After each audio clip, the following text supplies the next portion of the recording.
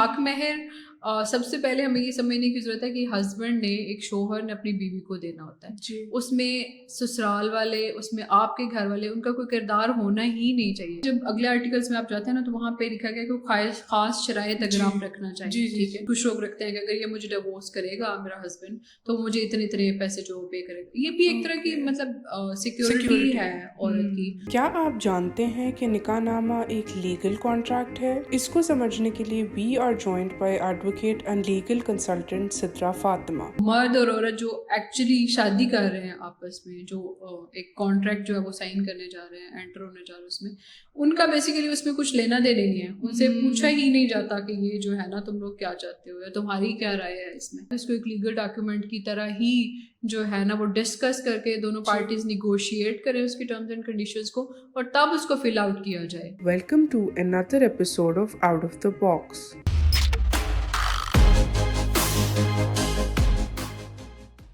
अस्सलाम वालेकुम everyone, welcome to another episode of out of the box. आज के एपिसोड में हमारा फोकस होगा निकाहनामा की लीगल प्रोसीडिंग्स को लेके।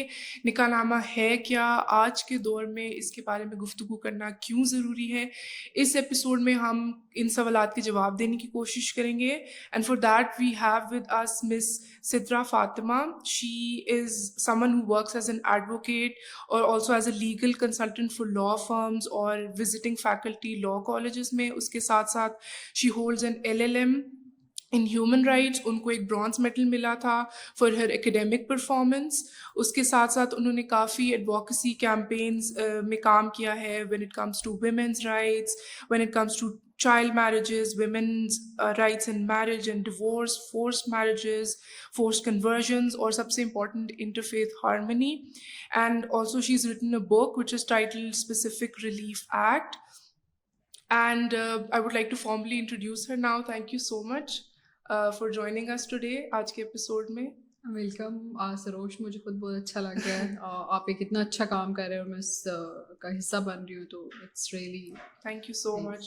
तो मैं चाहती हूँ कि आप शुरू करें, ये बताएं कि निकाहनामा है क्या, एंड बेस्ड ऑन जो भी केसेस दैट आपने खुद पर्सनली रिव्यू किए, आपने इनकाउंटर किए, आपको क्यों लगता है कि बहुत ज़रूरी है कि दोनों पार्टीज, दोनों लड़का और लड़की, उनके लिए ज़रूरी है कि वो निकाहनामा को पहले पढ़े?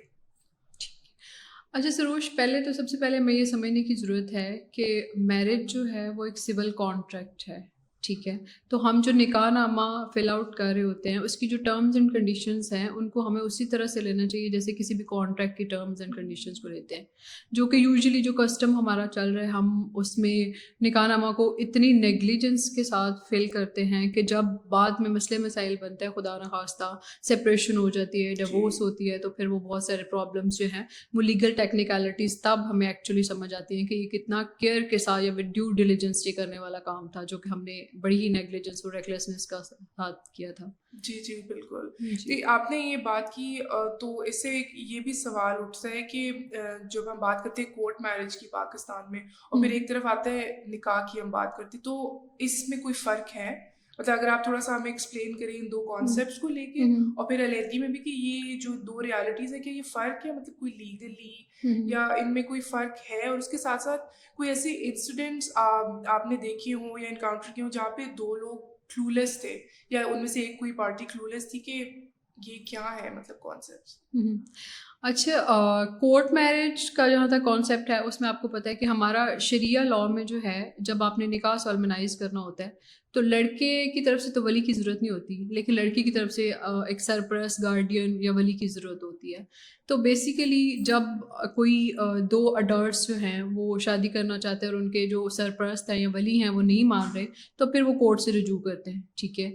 और जैसे हाई कोर्ट में यूजुअली ऐसे केसेस जाते हैं और हाई कोर्ट में बयान लड़की देती है, अपनी स्टेटमेंट देती है कि मैं अपनी फ्री विल के साथ, फ्री कंसेंट के साथ वॉलंटरीली इस कॉन्ट्रैक्ट में एंटर कर रही हूँ और मैं अपने हस्बैंड के साथ जो है वो कंटिन्यू करना चाहती हूँ इस शादी को।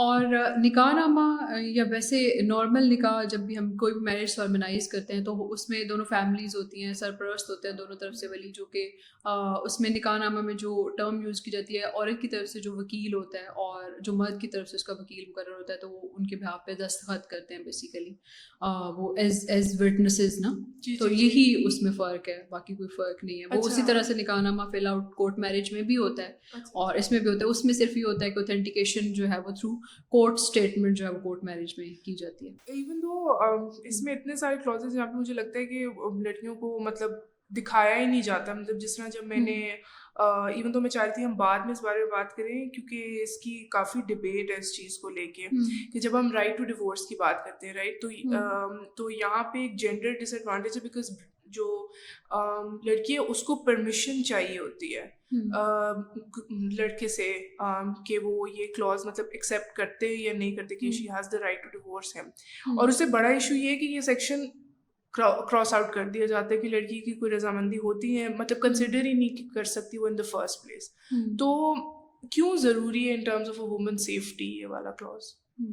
असल में हमारा जो पाकिस्तानी कौम का मसला है ना, हम ट्रेडिशंस को ज़्यादा फॉलो करते हैं रादर देन कि हम लॉज को देखें। तो वो ये समझा जाता है एक ट्रेडिशन बना हुआ है कि नहीं जी ये अब हम लड़की को कम्युनिकेट नहीं करेंगे इसको, क्योंकि इसको एज ए कॉन्ट्रैक्ट लिया ही नहीं जाता। तो वो ऑलरेडी सारा जो है वो कट करके तो बस जो भी लड़की के राइट्स होते हैं बेसिकली उनको कट आउट कर दिया जाता है।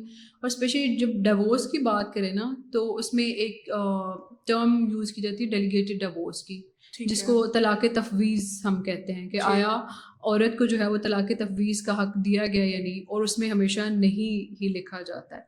लेकिन अगर उसको आप हाँ करते हैं तो औरत भी बिल्कुल उसी तरह से डिवोर्स दे सकती है मर्द को जिस तरह से कोई भी मर्द जो है वो डिवोर्स और औरत को कर सकता है। क्योंकि अल्टीमेटली मुझे लगता है फिर वो खुला के प्रोसीजर के थ्रू गुजरना पड़ता है क्योंकि ये वाला क्लॉज जब आपने कंसिडर ही नहीं कराया उस वक्त तो फिर वो खुला का ज़्यादा टेक्निकल होता है, बिलीव वो ज़्यादा मुश्किल होता है। उसमें क्या होता है? हाँ, वो खुला में जाने के लिए वो एक अलग डायलेमा है, औरत को किन मसलों से गुजरना पड़ता है और वो कोर्ट्स में, क्योंकि एक औरत जो घर की चार दीवारी में है उसको फिर कोर्ट्स के चक्कर लगाने पड़ते हैं कचहरी में जाके, और फिर इतने बुरे टैक्टिक्स यूज़ किए जाते हैं कि जैसे ही कोई औरत जो है वो खुला के लिए दावा करती है ना, सूट फाइल करती है, तो मर्द की तरफ से हमेशा क्रॉस जो है वो कंजूगल राइट्स का दावा आ जाता है कि ये तो मेरी कंजूगल राइट्स बेसिकली जितने भी मैरिटल ऑब्लिगेशंस आपके होते हैं कि वो मर्द कहता है कि जी मेरे मैरिटल ऑब्लिगेशंस परफॉर्म करे ये औरत, क्योंकि अभी मेरे निकाह में ये परफॉर्म नहीं कर रही। तो लाइक वो बेसिकली टैक्टिक्स होते हैं, क्योंकि जो हकमेर होता है उसमें डेफर्ड है प्रॉम्प्ट, तो क्योंकि उसी टाइम पे अदा कर दिया जाता है ना, तो जो डेफर्ड डावर है उसको बचाने के लिए डिफरेंट टैक्टिक्स जो है वो फिर बनाए जाते हैं बेसिकली। और डिवोर्स ना करने का भी एक रीज़न मर्दों का ये है क्योंकि जब खुला की सूरत में औरत को अपना 25% जो है वो डेफर्ड डावर उसको वेव करना पड़ता है अपने राइट को, तो तब वो खुला जो है वो ले सकती है। वो क्या कॉन्सेप्ट होता है ये? दो किस्म के हकमेर है ना। अच्छा। एक हकमेर जिसको मौजल हम कहते हैं उर्दू में, और एक गैर मौजल। मौजल प्रॉम्प्ट डावर यानी वो उसी टाइम जब आपका निकाह सोलमनाइज होता है वो चाहे कितना भी है वो फौरन आपने पे करना होता है ब्राइड को। जी बिल्कुल। ठीक है। जो डेफर्ड डावर होता है वो बेसिकली बाद में ऑन डिमांड होता है कि कभी भी ज़िंदगी में औरत चाहे तो वो अपने हस्बैंड से जो है वो डिमांड कर सकती है, या इन केस ऑफ सेपरेशन जो है वो फिर मर्द को वो पे करना पड़ता है। तो उसमें क्या है कि अगर औरत खुला में जाएगी, खुला के ऑप्शन में, तो उस सूरत में से वो 25% जो है वो अपना वेव करना पड़ता है। जो डेफर्ड डावर होता है उसमें से वो काट आउट हो जाता है वो हिस्सा 25%। ओके, ये तो फिर एक डिसएडवांटेज एक तरह से हो गया, जो कि यूजुअली मतलब लिखा ही नहीं जाता ना। हक में जब लिखते हैं तो मौजल में भी बहुत ही रवायती कस्टमरी जो चल रहा होता है 5,000 10,000 उससे ज्यादा, मतलब जी वो कहते हैं कि नोबडी आस्क्ड द गर्ल के मतलब जो है वो कितना होना चाहिए। हालांकि अगर हम समझे ना तो जो शरिया का कॉन्सेप्ट है, शरिया ये कहती है कि आपने औरत का हसब नसब, आपने औरत की तालीम और उसकी इवन खूबसूरती को भी कहा जाता है कि कंसिडर करना चाहिए। ठीक है। प्लस जो सबसे बड़ा फैक्टर होता है वो ये है कि आपने हस्बैंड की फाइनेंशियल कंडीशन को देखना है, उसका फाइनेंशियल स्टेटस क्या है। हम जो अरबपति है, जो करोड़पति है, जो लाखोंपति है, हम इक्वली उनका जो है ना वो 5 से 10 हज़ार, जहाँ पे औरत के राइट्स की बात आती है ना वहाँ पे फिर हमें शरीयत याद आ जाती है। जी तो प्रॉब्लम ये है एक्चुअली में। हाँ, कहते हैं कि शरई तौर पे ये मेरे भी अभी नेटिव एरिया में यही जो है ना वो रिवायत चल रही है। इवन मैं आल्दो मैं लॉयर हूँ लेकिन स्टिल मतलब मेरे साथ भी यही कहा गया कि मैंने आर्ग्यू किया लेकिन वो यही कि ट्रेडिशन है तो वो हम्म, समझेंगे कि लालच बन रहा है, तो हम, हालांकि ये राइट तो मेरा है ना, मेरे हस्बैंड ने मुझे देना है। बिल्कुल। ठीक है, तो ये बात समझने की जरूरत है मेरे ख्याल से पेरेंट्स को, कि ये लड़की का हक है जो उसका शोहर उसको अदा कर रहा है। बेसिकली ये कॉन्ट्रैक्ट है, और उसमें कॉन्ट्रैक्ट तब भी वैलिड होता है जब उसमें किसी किस्म की कोई कंसिडरेशन होती है, यानी जी। मॉनेटरी वैल्यू इन्वॉल्व होती है। बेसिकली ये नाइंसाफी आपके घर से शुरू होती है, आपके हम्म, पेरेंट्स खुद अपने बच्चों के साथ करते हैं, अपनी बेटियों के साथ करते हैं। हम्म, ठीक है, अब हमारा जो सिस्टम है, हम इनहेरिटेंस में हिस्सा नहीं देते जी, यूजुअली जी, फीमेल्स को। ठीक है, उसका अगर कोई फीमेल वर्किंग है, जो कि बहुत कम है अभी, वो रेशो को देखा जाए उस जी, हिसाब जी। से यूजुअली हाउस वाइफ्स होती हैं। खुदा ना खास्ता कल को कोई प्रॉब्लम हो जाता है, सेपरेशन हो जाती है, डिवोर्स हो जाती है, तो औरत के पास उसकी फाइनेंशियल स्टेटस उसका कुछ है ही नहीं। तो हम्म, वो बहुत सारे, अभी ये जो मुझे बहुत ये फिक्रा सुनने को मिलता है कि आजकल चूंकि लड़कियां पढ़ लिख गई हैं, तो हम्म, इसलिए डिवोर्स रेशो ज्यादा हो गया। इसलिए डिवोर्स रेशो ज्यादा नहीं हुआ, इसलिए हुआ है कि लड़कियां अब जो है ना फाइनेंशियली थोड़ी स्टेबल हो गई, और उनके यस, पास थोड़ा आउट ऑफ द बॉक्स जाने की कोई वजह आ गई है। हम्म, पहले अभी भी खैर बहुत सारी जो है वो खवातीन वो अब्यूजिव मैरिजेस में इस वजह से रह रही होती हैं, क्योंकि उनके पास ना तो उनके पास अपनी छत है, जी, ना उनका फाइनेंशियल स्टेटस है, ना वो अपने आप को टेक केयर कर सकते हो, ना ही अपने बच्चों की। तो वो इसी वजह से फिर वो उन शादियों को चलाती रहती है। तो हक में जो है ना वो रिवायती नहीं होना चाहिए, उसको कस्टमरी नहीं देखना चाहिए कि इस इलाके में इतना चल रहा है। मेरे ख्याल से हर जिस तरह एक मर्द की वैल्यू डिफरेंट होती है, इस तरह से एक औरत की भी वैल्यू डिफरेंट होती है। तो औरत की वैल्यू को देखते हुए उसके हस्बैंड को ये चाहिए कि वो इनिशिएटिव लें। और जो मेरी लास्ट हमने एक ट्रेनिंग भी की जी, थी, जी, उसमें जी, हमारी रिकमेंडेशन हमने ये दी थी कि ये लीगल डॉक्यूमेंट है, तो इसको एक लीगल डॉक्यूमेंट की तरह ही जो है ना वो डिस्कस करके दोनों जी, पार्टीज निगोशिएट करें उसकी टर्म्स एंड कंडीशंस को, और तब उसको फिल आउट किया जाए। ना कि ये हक महर सबसे पहले हमें ये समझने की जरूरत है कि हस्बैंड ने, एक शोहर ने अपनी बीवी को देना होता है। जी, उसमें ससुराल वाले, उसमें आपके घर वाले, उनका कोई किरदार होना ही नहीं चाहिए एक्चुअली में। तो ये तो वर्ड अपने जो हस्बैंड है उसने अपनी बीवी को करना होता है। लेकिन हमारा वही सिस्टम अभी तक जो है वो चल रहा है कि आप 5,000 करें, 10,000 करें। तो हम अक्सर ये भूल जाते हैं कि हम इमोशनल एस्पेक्ट बीच में ले आते हैं, हम हम्म, अपने ट्रेडिशंस को बीच में ले आते हैं। हम ये, जैसे आपने खुद ही बोला कि लीगल डॉक्यूमेंट है, उसकी हम्म, लीगैलिटी को कंसिडर करें, राइट्स हैं, आपकी बेटी को मिल रहे हैं when it comes to the girl's family, और लड़के हम्म, की मतलब तरफ से भी हैं, उसके भी होते हैं ऑब्वियसली हम्म। अपनी तरफ से। तो आई थिंक हम ये चीज़ें भूल जाते हैं, आपने बिल्कुल ठीक कहा। बेसिकली जो हमारे मुआशरे का प्रॉब्लम है ना, ये डायलेमा है, वो ये है कि मेल डोमिनेटिंग सोसाइटी है। हम्म, यहाँ पे अभी भी रेशो आप देख लें, औरतों की चाहे लीगल फिटर्निटी है या कोई भी जो है वो शोबा है, वहाँ पे औरतों की अभी भी रिप्रेजेंटेशन बहुत कम है। जी, ठीक है, तो ये जो लॉज भी बनाए या निकाहनामा की क्लॉजेज भी बनाने वाले, क्लॉज तो खैर उसमें बनाएगी, लेकिन कस्टम, हम चूंकि कस्टम्स पे ज़्यादा चले, तो वो कस्टम्स बनाने वाला भी एक मर्द था। वो कभी भी एक औरत की तकलीफ है उसके पॉइंट ऑफ व्यू को नहीं समझ सकता। तो अभी भी हमें जो है ना वो प्रॉपर रिप्रेजेंटेशन तो मिल ही नहीं रही। अगर किसी एक औरत के हाथ से वो निकाहनामा गुजरेगा या औरतें रिकमेंडेशन उसमें देंगी, तो वो अपना पॉइंट ऑफ व्यू बेहतर समझ सकेंगी और रख सकेंगी सामने कि हमें ये चीज़ चाहिए। तो हम जहाँ पे भी औरत के हक की बात आती है ना, तो वहाँ पे हम कहते हैं कि नहीं, ये रिवायत है, ये तो दो खानदानों के बीच में होना चाहिए।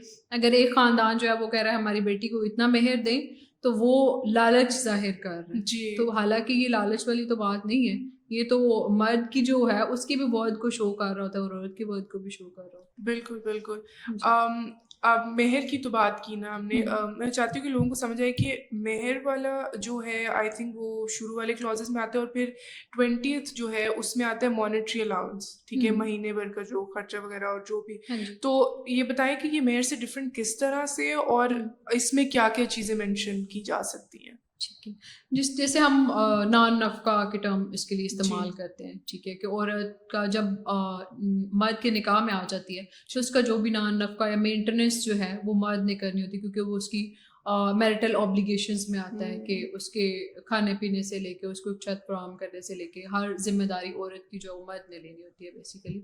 तो वो उसमें उसमें भी अगेन वही चीज़ आती है कि मर्द का जो है वो फाइनेंशियल स्टेटस क्या है, उसके अकॉर्डिंगली फिर हुँ, उसने जो है वो करना होता है। लेकिन प्रॉब्लम ये आती है कि जब इवन सेपरेशन भी जब हो जाती है, हुँ, तो जब औरत मेंटेनेंस मांगने के लिए जाती है ना कोर्ट में, तो बहुत अच्छे खासे मर्द जो बहुत स्ट्रॉन्ग होते हैं, जिनका फाइनेंशियल बैकग्राउंड बहुत स्ट्रॉन्ग होता है, वो कोर्ट में अपने आप को इतना बेचारा जाहिर कर रहे होते हैं कि मतलब हमारे पास तो कुछ ही नहीं है लिटरली। और वो मेंटेनेंस जो है वो मैं रोज़ाना की बेसिस पे देखती हूँ, कभी भी नहीं मिलता किसी औरत को। बच्चों को फिर मिल जाता है अगर आपके बच्चे हैं और उनके लिए, लेकिन कभी भी किसी औरत को वो नहीं जो है वो दिया जाता। सेम लाइक जैसे औरत का जायदाद में, जैसे अगर जी। पेरेंट्स की इनहेरिटेंस में हिस्सा है तो मर्द की भी वो 1/8 मेरे ख्याल में ये निकाहनामे में ये चीज़ लिखी जानी चाहिए कि उसका 1/8 हिस्सा है, और वो कब ऑन डिमांड ले सकती है, किस टाइम वो क्लेम कर सकती है। लेकिन आज तक आप एक एग्जांपल दिखाएं मुझे,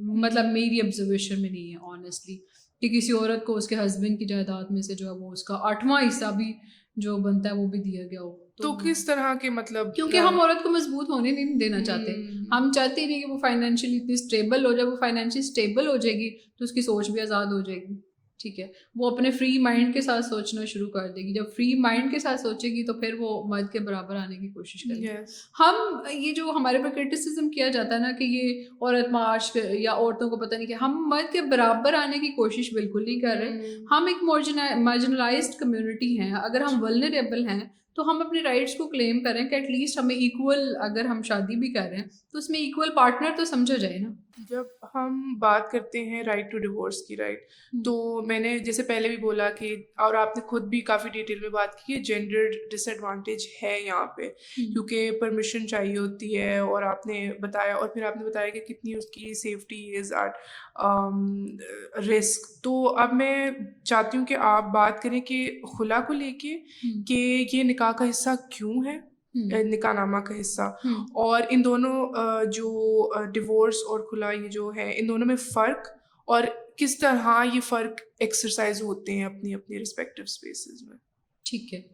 अच्छा, अगेन वही, हालांकि शरीयत में जो है वो डेलीगेटेड डिवोर्स का हक जो है वो औरत को है। डेलीगेशन तब होती है जब एक पावर एक फ़र्द से दूसरे फ़र्द को डेलीगेट की जाती है, तफवीज़ की जाती है, ठीक है।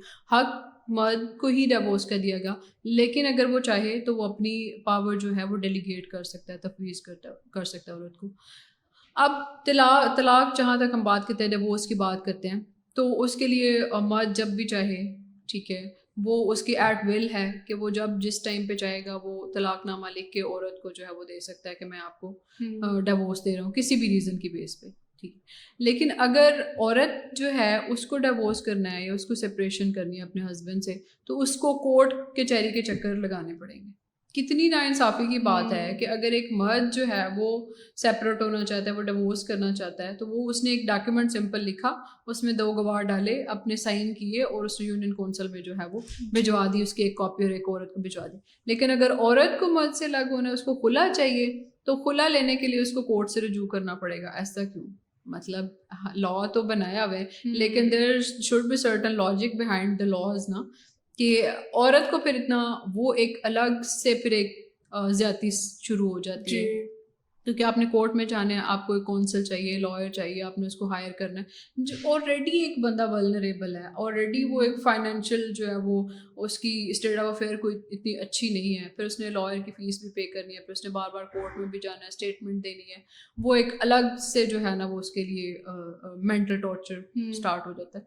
तो मेरे ख्याल से हमें डेलीगेटेड डिवोर्स पे इसलिए ज़्यादा बात करनी चाहिए कि जब म्यूचुअली आपने एक कॉन्ट्रैक्ट किया, आप एक शादी में एंटर हो गए, अगर आप दोनों नहीं चला पा रहे, तो जैसे मर्द को हक है कि वो औरत को डिवोर्स कर सके, बिल्कुल वैसे ही औरत को भी हक देना चाहिए कि वो भी जब चाहे वो अपने पार्टनर, वो उसको लग रहा है कि वो अपने पार्टनर से कंपैटिबल नहीं फील कर रही, तो उसको हक दिया जाना चाहिए कि वो बिल्कुल उसी तरह पीसफुली और म्यूचुअल कॉन्सेंट के साथ जो है वो इज्जत के साथ वो एक दूसरे से अलग हो जाए। यूजुअली आप वो देखें, जितने भी, हाँ, जब डिसोल्यूशन ऑफ मैरिज की जाती है, डिवोर्स जब मर्द करता है, तो उसमें ऐसे ऐसे ह्यूमिलेशन वाले सेंटेंसेस और स्टेटमेंट्स दिए जाते हैं जो इतने डेरोगेटरी नेचर होते हैं, और औरत को आप सिंपल भी तो लिख सकते हैं ना कि मैं कंपैटिबल नहीं फील कर रहा है, मैं अलग होना चाहता हूँ, लेकिन करैक्टर असैसिनेशन बाकायदा तौर पे औरत की जाती है उस डिवोर्स नामे में या तलाकनामे में। तो ये ज़रूरी क्यों है, मेरा सवाल ये है। मैंने ये जिन प्लेटफॉर्म्स पे मैंने बात किया, मैंने ये हमेशा सवाल उठाया। निकाहनामा जब हम कोई भी मैरिज ऑर्गेनाइज करते हैं तो निकाहनामा में नेसेसरी रिक्वायरमेंट होती है कि आईडी कार्ड जो है वो होना चाहिए, ब्राइड का भी होना चाहिए, ग्रूम का भी होना चाहिए। तो जब यूजुअली जो हाई कोर्ट में हम केसेस देखते हैं जो कोर्ट मैरिज के आते हैं, तो उसमें ना मोस्टली माइनर होते हैं। जैसे दुआ और ज़हीर का एक बहुत फेमस वो केस लॉ सामने हमें देखने को मिला। तो उसमें क्या किया जाता है कि उसमें जो है ना वो लड़की का मेडिकल करवाया जाता है कि ये साबित किया जा सके कि ये लड़की जो है वो प्यूबर्टी की एज को पहुंची हुई है, ठीक है। तो अब उसमें यूजुअली वो उसको फैब्रिकेट कर लिया जाता है। वो किसी भी डॉक्टर को थोड़े से पैसे दे के तो वो सर्टिफिकेट जो है वो कर लिया जाता है।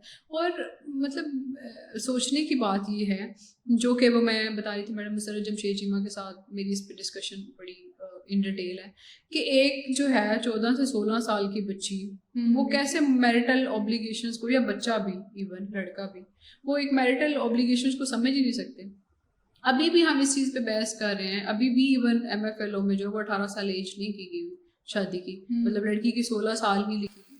तो 16 साल की कोई लड़की जो है, क्या वो मतलब इस काबिल होती है कि वो अपनी मैरिटल ऑब्लिगेशन अदा कर सके? या कोई लड़का जो है, क्या वो इस काबिल है कि वो टेक केयर कर सके अपनी बीवी की, क्योंकि उसके ऊपर पूरी जिम्मेदारी है।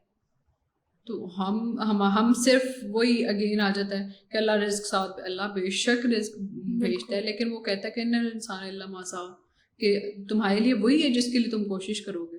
तो ये तो नहीं कि आप बस कहें कि बस रिस्क आ जाएगा ऊपर से और हम पॉपुलेशन बढ़ाते जाएं और अर्ली मैरिजेस करते जाएं। लाइक प्रॉब्लम्स पहले ऑलरेडी जब हमारा पॉवर्टी लेवल जो है वो इतना बिलो द बेल्ट चला गया जी हुआ है। बिल्कुल। तो ये मेरे ख्याल से ये भी बहुत बड़ा नहीं फैक्टर है। बहुत इट्स वेरी क्रेजी कि मतलब हम जो अभी 20s में भी है वो उनकी लाइफ फिगर आउट नहीं हुई, वो अभी भी हाँ इतनी कश्मकश में होते हैं कि हम जो कर रहे हैं सही है, बिल्कुल। हमारा लाइन ऑफ वर्क या कोई पढ़ रहा हो कुछ भी, उसमें ही हम इतने डिजॉल्व होते हैं कि हमें समझ नहीं आ रही होती। तो ये एक इट्स अ ह्यूज, मतलब मैं लीगली अगर इसे बात करूँ तो it's a huge responsibility on the person themselves कि वो इसको अगर आप कंसिडर कर रहे हैं, इसको साइन कर रहे हैं और you have taken over this responsibility. Basically जब आप कॉन्ट्रैक्ट एक्ट की बात करते हैं तो किसी भी कॉन्ट्रैक्ट में एंटर होने के पहले तो आपका मेजर होना जरूरी है कि आप एटलीस्ट आप चीज़ों को समझते हो। 18 साल की आपकी एज है तो आप अडल्ट हो जाते हैं थोड़ा। अब मतलब 16 साल का या 14 साल का बच्चा कैसे समझ सकता है कि वो जो कॉन्ट्रैक्ट कर रहा है उसकी टर्म्स एंड कंडीशंस क्या है और उसके ऊपर वो क्या जिम्मेदारियां आ जाएंगी और कैसे उसने वो ऑब्लिगेशंस को परफॉर्म करना है। तो एटलीस्ट आपको पता तो होना चाहिए कि आप जो करने जा रहे हो उसके कॉन्सिक्वेंसेस कल को क्या होंगे। बिल्कुल ठीक है। तो वो अभी भी हमारा वो सिस्टम जो है वो पुरानी पीढ़ी का आपने कोई है। पर्सनली कोई ऐसे केसेस या कोई इवेंट्स देखे एनकाउंटर किए हैं कि उसमें क्या क्या कॉन्सिक्वेंसेस होते हैं फिर ऐसे केसेस को लेके? ऐसे बहुत सारे केसेस हैं पंजाब में स्पेशली। आप देखें अगर हम वटा सटे की बात करें, ठीक है, यूजुअली होता क्या है कि बहुत छोटी एज में जब बच्चे होते हैं तो फैमिलीज की आपस में ही वो रिश्ते तय कर देते हैं कि फलां कज़न का फलां कज़न के साथ हो जाएगा, फलां कज़न का। हालांकि उस टाइम पे जब वो बच्चे हैं तो नहीं पता होता कि आगे चल के इन फ्यूचर जो है वो उनका ब्रॉटअप कैसे होता है, उनकी कंपैटिबिलिटी बन पाती है, लड़की क्या पढ़ती है, लड़के की क्या कैपेबिलिटीज हैं। तो हम वो ऐसे बेजोड़ रिश्तों में उनको जब बांध देते हैं तो वो अल्टीमेटली उसका क्या रिजल्ट है कि वो ना लड़का सेटिस्फाई होता है और ना लड़की सेटिस्फाई, और फिर वो प्रॉब्लम्स जो हैं वो सारे आना शुरू हो जाते हैं सामने। तो फिर हम चीखना शुरू कर देते हैं कि ये तो हमारा जो है फैमिली इंस्टीट्यूशन कमज़ोर हो रहा है। तो फैमिली इंस्टीट्यूशन कमज़ोर होगा जब उसकी एक रूट जो है वही ख़राब आपने रखी। जब उसकी जड़ ही ख़राब है तो फिर वो कैसे आप उसके ऊपर एक सेहतमंद रख कैसे वो आ सकता है। बिल्कुल बिल्कुल। तो ऐसे तो इमेंस केसेस हैं आपको देखने में मिलेंगे। आपने अभी थोड़ी देर पहले भी बात की थी जो औरत को ह्यूमिलिएशन फेस करनी पड़ती है। मैं उसके साथ साथ एक और इमोशनल एस्पेक्ट की बात करूँगी। जब गिल्ट और सोसाइटी का प्रेशर टेक ओवर करता है, हम भूल जाते हैं कि हमें राइट्स दिए गए हैं लॉ की तरफ से, हमारा रिलीजन की भी आपने इतनी एग्जांपल्स दी, और हम इनको, हमारा पूरा हक है कि हम इनको एक्सरसाइज करें। तो जब हम सेपरेशन की बात आती है स्पाउसेस के दरमियान, तो किन ग्राउंड्स पे ये प्रोसेस यू कैन स्टार्ट, और मैंने ये भी पूछना था कि जो म्यूचुअल होती है, क्योंकि म्यूचुअली यू कंसेंट के सेपरेशन या डिवोर्स और समथिंग, तो उसमें क्या प्रोसेस होता है, what goes on in those cases, और क्या ये रेयर है या होते हैं क्या? नहीं, ऐसी बहुत सारी मिसालें हैं, बहुत जो पढ़े लिखे कपल्स हैं हम्म। वो बिल्कुल म्यूचुअल कंसेंट के साथ और बड़ी इज्जत और रिस्पेक्ट के साथ एक दूसरे से, ये शोबिस के लोगों को अगर देखें, सायरा और शेरोज की बहुत बड़ी मिसाल है, वो कितना अच्छे तरीके से अपने जो है वो इवन डिवोर्स के बाद, सेपरेशन के बाद भी वो अपने रिश्ते को चला रहे हैं। तो उन्होंने बिल्कुल पूरी रिस्पेक्ट के साथ म्यूचुअली उन्होंने एक डिवोर्स पेपर जो है वो साइन किया, दोनों ने म्यूचुअल डिवोर्स, वो बिल्कुल वैसे ही आपने कॉपी भिजवानी होती है यूनियन काउंसिल में। अच्छा, और वो ज़्यादा स्विफ्ट प्रोसेस ही होगा डेफिनेटली। हाँ, नहीं, जल्दी। वो सिंपल, बिल्कुल जैसे जी। डिवोर्स का प्रोसेस है, बिल्कुल वैसे ही आपने वो भिजवानी है। पर रिकंसिलिएशन के लिए चेयरमैन बुलाएगा, वैसे ही आर्बिट्रेशन काउंसिल होगा, वही 90 डेज का मतलब पीरियड होगा, और 90 डेज में अगर नहीं होगी रिकंसिलिएशन तो वो इफेक्टिव हो जाएगी डिवोर्स, और फिर वो डिवोर्स सर्टिफिकेट जो है वो इशू हो जाता है। ओके।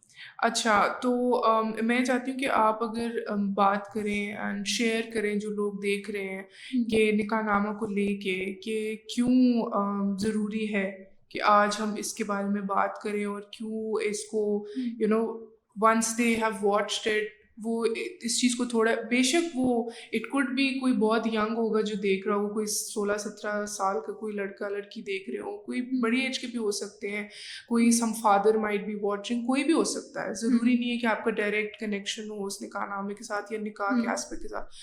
तो आप कोई चीज़ बताना चाहेंगी, शेयर करना चाहेंगी जो ज़रूरी है, जो देख रहे हैं कि वो कंसिडर करें इस चीज़ को?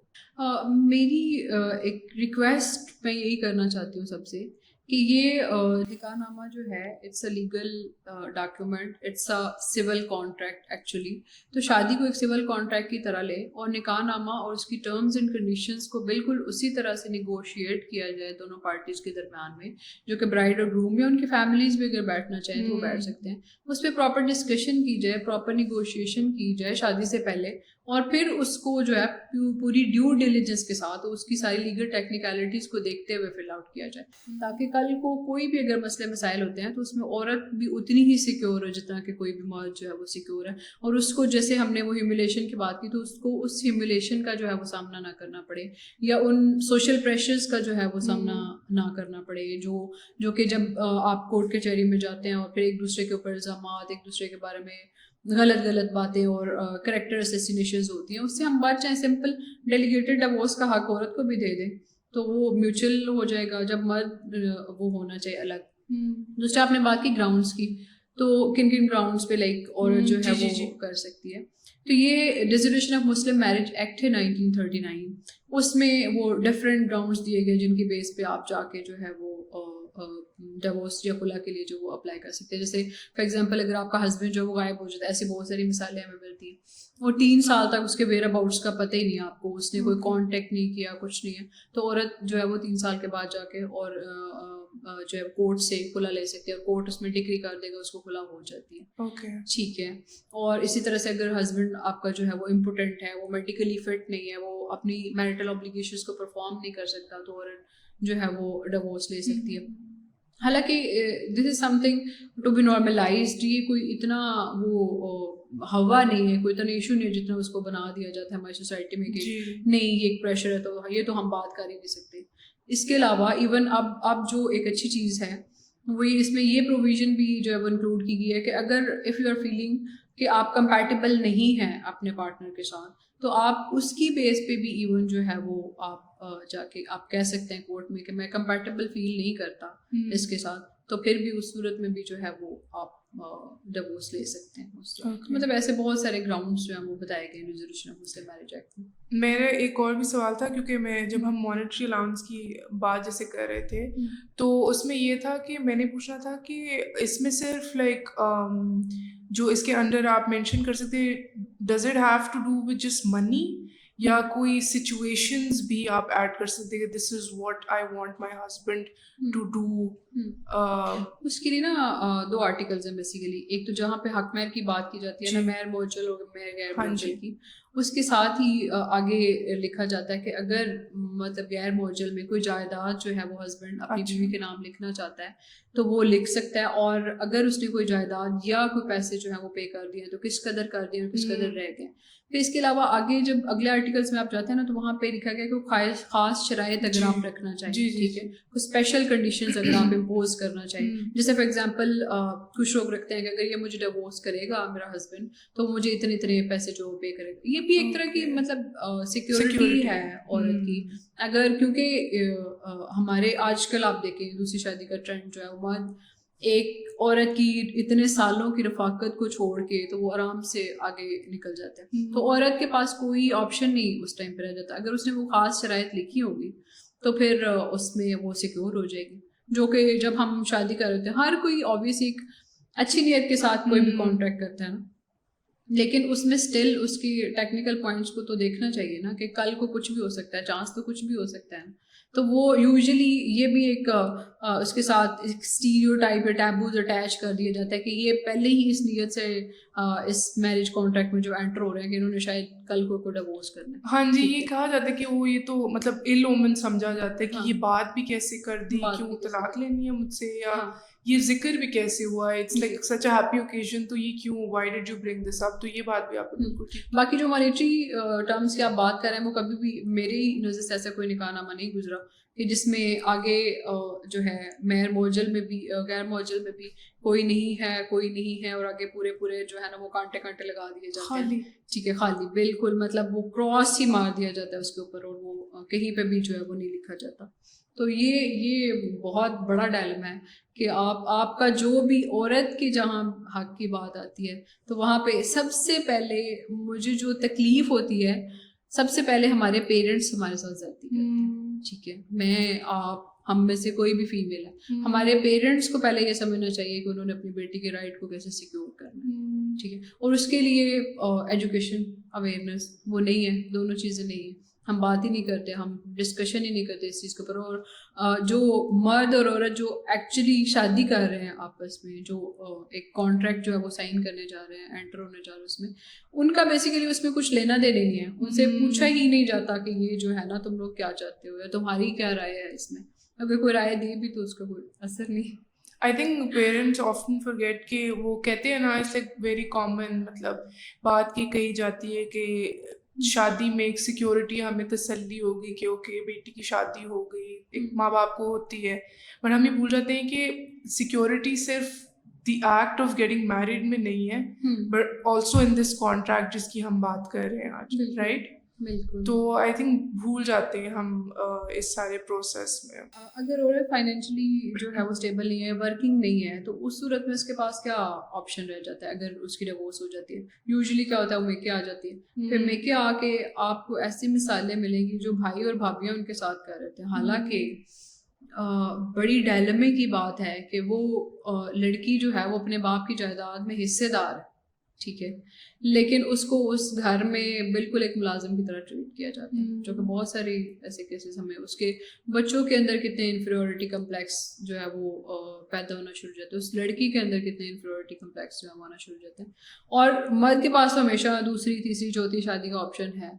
तो हमारे मतलब एक औरत की सेपरेशन हो जाती है, डिवोर्स हो जाती है, तो उसके पास तो ऐसा कोई बहुत कम मिसालें ऐसी मिलती है जब कोई ऑप्शन हो। बहुत ही कोई ऐसा रिश्ता आ जाएगा जो कि बिल्कुल मतलब माठा है, बिल्कुल उस औरत के हिसाब से नहीं, तो फिर आप उस सूरत में वो दूसरी शादी के ऑप्शन में जा सकती है। या औरतों को वैसे ये स्टीरियोटाइप्स या टैबूज बनाए गए हैं कि नहीं बस शादी होगी, एक ही शादी होनी थी, दूसरी शादी तो अब आप नहीं कर सकते। तो ये चीज़ें जो है ना वो मेरे ख्याल से बहुत सारी चीज़ें ऐसी हैं जिनको डिस्कस करने की ज़रूरत है, जिन पे बात करने की ज़रूरत है। इवन हमें अपने घरों में इन चीज़ों पे बात करें, क्योंकि ये ऐसी चीज़ है जिसमें से हर किसी ने गुजरना है। शादी जो है या हमारे फैमिली जो लॉज हैं इनसे हर किसी का पाला है, हर घर को जो है उसमें अवेयरनेस होनी चाहिए। लेकिन हम जब बात करते हैं तो वो अगेन हमारा जब प्रोग्राम भी आएगा तो शायद बहुत से लोगों के ऐसे कमेंट्स नीचे आएंगे कि ये जो है वो अमेरिका के एजेंडे को चला रहे हैं, उसके एजेंडे को चला रहे हैं, लेकिन उसके हम किसी के एजेंडे को नहीं चला रहे, हम इस्लाम की बात कर रहे हैं। हम तो ये कह रहे हैं कि जो इस्लाम हमें हकूक दे रहा है वो तो हमें देना एटलीस्ट, जो हमारा हक है, जो हम आपसे एक राइटफुल अपना एक क्लेम कर रहे हैं तो उसको तो पूरा किया जाए। हम कोई गलत तो डिमांड कर ही नहीं रहा आपसे, हमें थोड़ी सी सिक्योरिटी चाहिए, वो दे दी जाए, उसमें क्या मजाक है? हाँ बिल्कुल बिल्कुल, आप बिल्कुल सही कह रही हैं। हाँ, ये मेरी डिमांड पेरेंट्स से भी है, ये मेरी डिमांड उन लड़कों से भी है जो शादी करने जा रहे हैं। उनको पता होना चाहिए कि मेरी बीवी के हक हुकूक क्या है और मैंने किस तरह से उनको जो है वो अदा करना है। Thank you so much. आप आए, आपने इसके बारे में बात किया। आई होप कि जो सब देख रहे हैं उनके लिए काफ़ी इन्फॉर्मेटिव रहा, और इन्फॉर्मेटिव होने के साथ साथ it's a moment of consideration for them कि वो रीथिंक करें कुछ चीज़ों को, रिकंसिडर करें देयर वे ऑफ थिंकिंग, और किस तरह सोसाइटी ऑपरेट कर रही है कि उसको थोड़ा सा एक इवॉल्व करें अस एज पीपल। तो ये बहुत ज़रूरी है। बट थैंक यू, आपका बहुत शुक्रिया, आप आए, आपने इस बारे में बात की। And thank you so much to everyone who joined and watched this episode. आपके जो भी comments हैं, however you feel about it, ज़रूर share कीजिएगा, how it made you rethink things, and अपने friends के साथ share कीजिए, अपने family members के साथ share कीजिए जहाँ आपको लगता है ज़रूरी है। And we'll catch you in another episode very soon. Till then, अपना ख्याल रखिए, खुदा हाफिज़।